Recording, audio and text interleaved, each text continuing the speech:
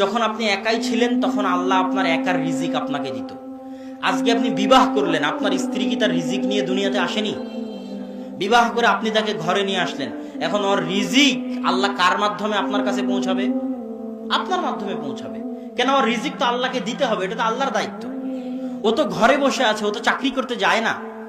শত শত স্ত্রী, হাজারো লাখো স্ত্রী আছে যারা যায় না কি করতে? চাকরি করতে যায় না, বাড়িতে কাজ করতেছে, সন্তান সন্ততি লালন পালন করতেছে। সে কি রিজিক নিয়ে আসেনি? তার রিজিক আল্লাহ কার হাত দিয়ে দিবে? আপনার হাত দিয়ে দিবে। আজকে একটা সন্তান হলো, সে কি রিজিক নিয়ে আসেনি? ওই সন্তানের ভাগ্যে যদি গোস্ত খাওয়া লেখা থাকে, তো ওই গোস্ত খাওয়ার টাকা আল্লাহ কার হাত দিয়ে দিবে? আপনার হাত দিয়ে দিবে। ওর ভাগ্যে যদি ভালো পোশাক আশাক লেখা থাকে, তো ওই ভালো পোশাক আশাকের টাকা আল্লাহ কার হাত দিয়ে দিবে? আপনার হাত দিয়ে দিবে। তাহলে আগে যখন আপনি একাই ছিলেন তখন আপনার একার রিজিক আপনার কাছে আসতো।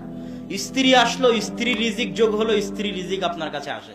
সন্তান যোগ হলো, সন্তানের রিজিক আল্লাহ আপনার কাছে পাঠায়। এবার মাদ্রাসার দুটো এতিম সন্তান, যেটা দানের কথা আসলো, ওই দুটো এতিমের কি রিজিক নাই? রিজিক আছে। ওই দুটো এতিমের রিজিকের দায়িত্ব যদি আপনি বহন করেন, তো ওই দুইটা এতিমের রিজিকের টাকা আল্লাহ কার হাত দিয়ে দিবে? আপনার হাত দিয়ে দিবে। এটা কার দায়িত্ব? আল্লাহর দায়িত্ব। আপনি পৃথিবীর যত মানুষের রিজিকের দায়িত্ব উঠাবেন, তত মানুষের রিজিকের ব্যবস্থা আল্লাহ আপনার হাত দিয়ে করে দিবে।